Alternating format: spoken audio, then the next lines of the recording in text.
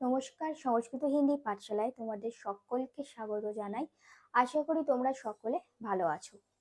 আজকে আমরা আলোচনা করব ক্লাস 12 সংস্কৃত ফোর্থ সেমিস্টারের কারক ও বিভক্তির মধ্যে অপাদান কারক ও পঞ্চমী বিভক্তি। হচ্ছে অন্তর্ধৌ যে নাম দর্শনম ইচ্ছতি। এর মানে হলো কর্তা যার নিকট থেকে ব্যবধান ইচ্ছা করে সেটা অপাদান কারক হয়। যেমন হলো ছাত্র উপাধ্যায়াত অন্তর্ধত্তে, আরেকটা উদাহরণ মাতু নীলিয়তে কৃষ্ণ। ব্যাখ্যাটা বলছে যে কর্তা যার অদর্শন ইচ্ছা করে, মানে যার কাছ থেকে লুকিয়ে থাকতে চায়, সেটাই হচ্ছে অপাদান কারক হয়।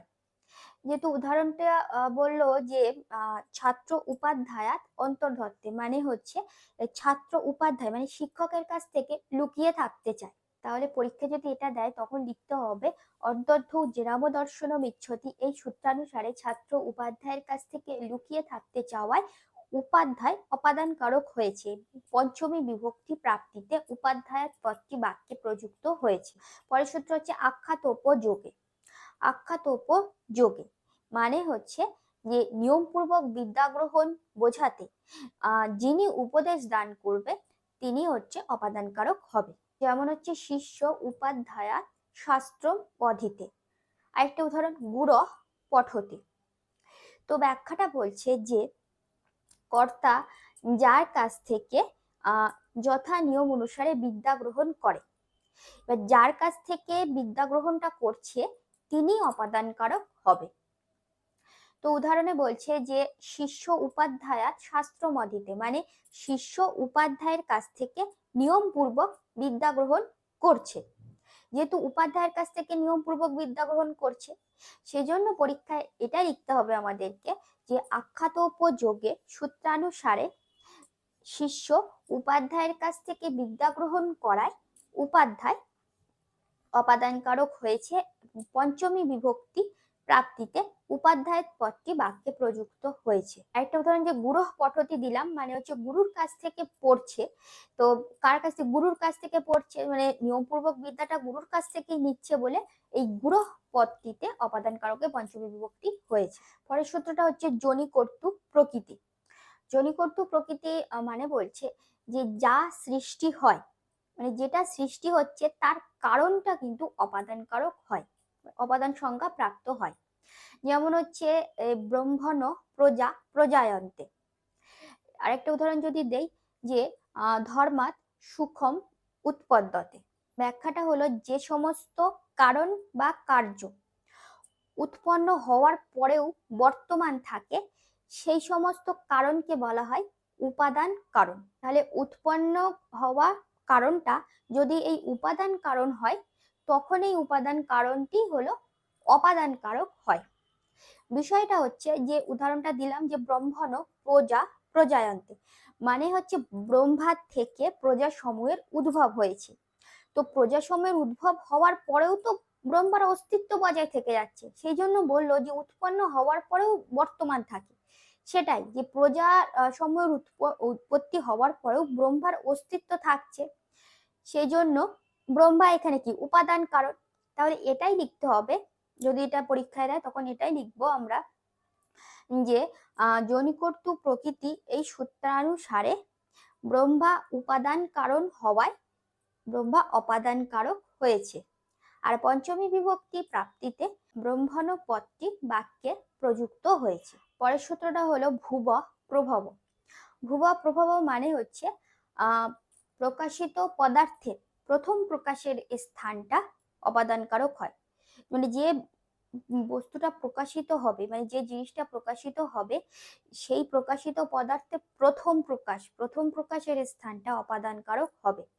যেমন হচ্ছে হিমালয়াত গঙ্গা প্রভবতী, অর্থাৎ বলতে চাচ্ছে যে আবির্ভাব বিষয় প্রথম প্রকাশের স্থানটা অপাদান কারক হয়।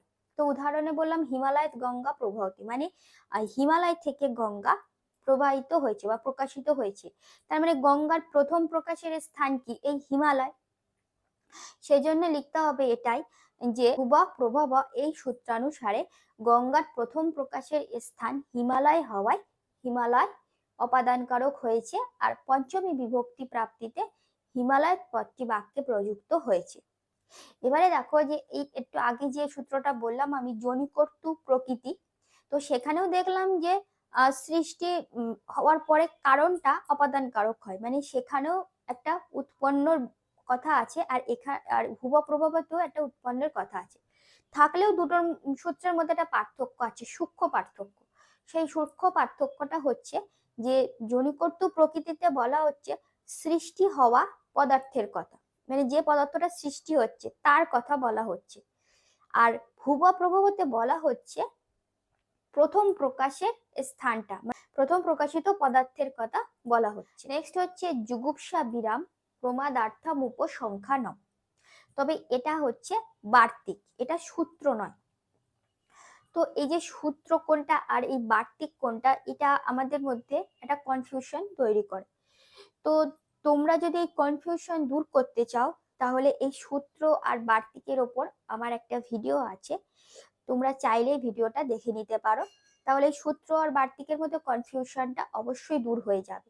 আমি ওই ভিডিও লিংক এই ভিডিওর ডেসক্রিপশন বক্সে দিয়ে রাখবো, তোমরা চাইলে দেখে নিতে পারো। তো যেটা বলছিলাম যে যুগুপসা বিরাম প্রমাদার্থাম উপসংখ্যানম, এটা হচ্ছে বার্তিক। এর মানে হচ্ছে যে যা থেকে বিরতি বোঝায় তার উত্তর। এখানে এই উত্তর মানে হলো অ্যান্সার নয়, এটা পরের কথা বলা হচ্ছে, আফটার। তাই যা থেকে বিরতি বোঝায় তার উত্তর যুগুপসার্থক, বিরামার্থক আর প্রমাদার্থক এই ধাতুগুলোর প্রয়োগে অপাদানকারক হয়। মানে যা থেকে বিরতি বোঝাবে সেটা অপাদানকারক হবে, তবে যদি এই ধাতুগুলোর প্রয়োগ থাকে। ছাত্র অধ্যয়নাৎ বিরমতি, স পাপাত যুগুপসতে, ধর্মাৎ প্রমাদ্যতি। ব্যাখ্যাটা হলো বলছে যে যুগুপসা মানে হলো ঘৃণা, বিরাম মানে বিরতি, আর প্রমাদ মানে হলো অবহেলা। তাহলে এইসব অর্থ প্রকাশ করে যে ধাতু, সেই ধাতুর প্রয়োগে এই ঘৃণা, বিরতি আর অবহেলা যেখান থেকে বোঝানো হয় সেইটা অপাদানকারক হয়। কি বললাম, এই যে যুগুপসা মানে ঘৃণা, বিরাম, বিরতি আর প্রমাদ হচ্ছে অবহেলা, মানে এইরকম অর্থ প্রকাশ করবে যে ধাতুগুলো, সেই ধাতুর প্রয়োগে এবার যা থেকে এই ঘৃণা, অবহেলা আর বিরতি বোঝাবে সেটা অপাদানকারক হবে।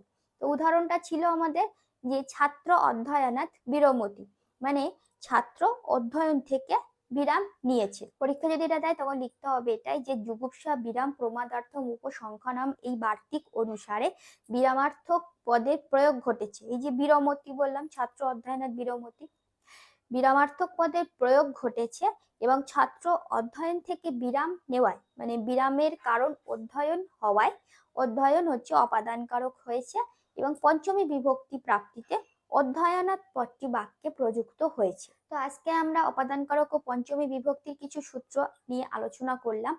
এর বাকি যে সূত্রগুলো আছে এটা আমরা পরের পর্বে জেনে নেব। তো আশা করছি তোমরা এই অপাদানকারক ও পঞ্চমী বিভক্তির সূত্রগুলো ভালোভাবে বুঝতে পেরেছো, এবং পরীক্ষায় প্রশ্ন আসলে কিভাবে লিখবে সেটাও তোমরা বুঝতে পেরেছো। তাহলে ভিডিওটা কেমন লাগলো এটা কমেন্ট করে অবশ্যই জানিও, আর যদি ভালো লাগে তাহলে অবশ্যই একটা লাইক করে দিও, এবং পারলে বন্ধুদের মধ্যে শেয়ার করে দিও। আর তোমরা যারা নতুন এখনো আমার চ্যানেলটিকে সাবস্ক্রাইব করোনি, তারা ঝটপট চ্যানেলটিকে সাবস্ক্রাইব করে পাশে থাকা বেল আইকন প্রেস করে অল নোটিফিকেশন করে দাও। তো নেক্সট পর্বে আমরা এর বাকি সূত্রগুলো নিয়ে আলোচনা করব। সবাই ভালো থাকবে, সুস্থ থাকবে এবং সংস্কৃত হিন্দি পাঠশালার সাথে এইভাবে যুক্ত থাকবে। ধন্যবাদ।